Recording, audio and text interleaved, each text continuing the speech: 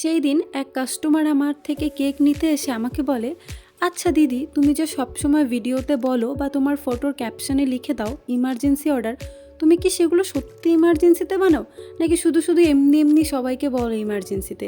সবসময় যদি ইমার্জেন্সিতেই কেকগুলো বানাও তাহলে এত সুন্দর কি করে হয়? আসলে দেখো, আমার বানানো প্রত্যেকটা কেকই যে ইমার্জেন্সিতে হবে এটা কোনো কথা না।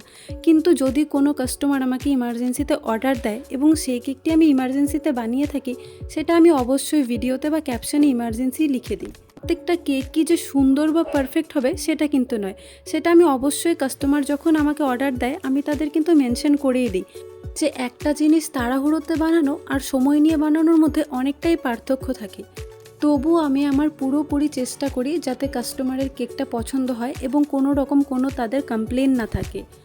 আর ঠিক এই কেকটিও ছিল আমার একটি ইমার্জেন্সি অর্ডার, তবে এটা আমার 2 থেকে 3 ঘন্টার মধ্যে কমপ্লিট করতে হয়নি। কাস্টমার আমাকে রাত 11টার দিকে জানায় যে তাদের সকাল 6টার দিকে কেক লাগবে।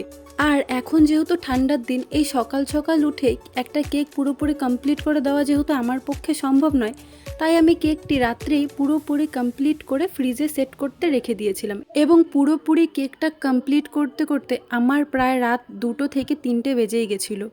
তাই আমি ভিডিওর প্রথমেই টাইমটা দেখিয়েছিলাম, হয়তো মনে আছে। আর কেকটির ডিজাইনটি কেমন লাগলো তোমাদের অবশ্যই জানিও।